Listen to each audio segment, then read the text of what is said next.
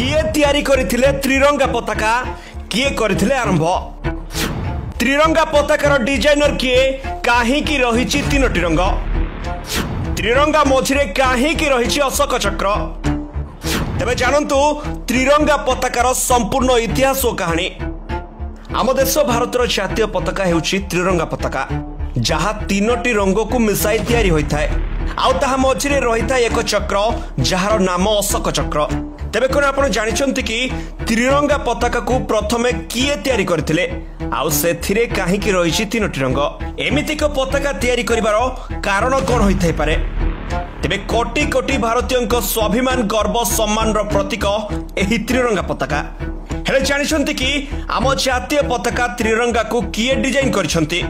हाँ दर्शक बंधु पिंगली भेंटिया त्रिरंगा पताका डिजाइन करथिले 1967 मसीहा जनवरी 2 तारिख में आंध्र प्रदेश एक छोट गाँव में जन्मग्रहण करथिले पिंगली भेंकिया।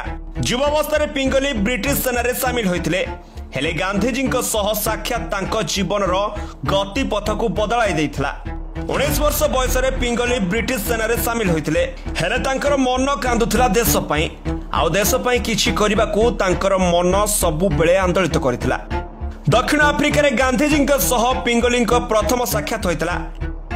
तापरे से गांधीजी आदर्श रे एते मात्रा रे प्रभावित होइथिले जे सबु दिन पई भारत फेरी आस्थिले आउ परे स्वाधीनता संग्राम रे शामिल हो जाइथिले। तेबे भारतर जातीय पताका तैयारी करबा पई से 30 टी देशर जातीय पताका को अनुध्यान करथिले परे भारतर जातीय पताकार डिजाइन करथिले भेंकिया।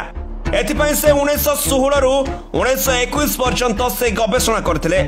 एने 1916 रे भारतीय जातीय पताका को नै से एक पुस्तक मध्य रचना करथिले। सेतेबेले त्रिरंगा पताकार रंग थिला नाली ताहा हिंदू मानक पई थिला सबुज रंग मुस्लिम धर्मर प्रतीक थिला धला रंग अन्य समस्त धर्मर प्रतीक थिला आउ मझिरे थिला चरखा। 1921 रे महात्मा गांधी कांग्रेस रो विजयवाड़ा अधिवेशन रे पिंगली भेंकिया डिजाइन करथिबा त्रिरंगा को जातीय पताका भाबे मंजूरी दैथिले। 1931 रे त्रिरंगा को जातीय पताका करिवार प्रस्ताव पास होइथिला। तबे एथिरे किछि संशोधन मध्य करा जाइथिला। नाली रंग बदल रे कमला रंग रखा जाइथिला। 1947 जुलाई 22 तारिख रे एही पताका को जातीय पताकार मान्यता दिया जाइथिला। किछि दिन परे पुणी यार परिवर्तन करा जाइथिला। चरखा जगह रे अशोक चक्र रखा जाइथिला।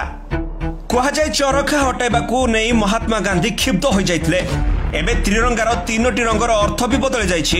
कमला रंग समृद्धि धला रंग शांति एवं सबुज रंग प्रगतिर संकेत बोली कुहा जाउछि आउ त्रिरंगा पताका एबे आम गर्व साजिछि। तेबे देश को त्रिरंगा देइथिबा पिंगलिंक शेष जीवन बहुत दारिद्र्य रे कटिथिला।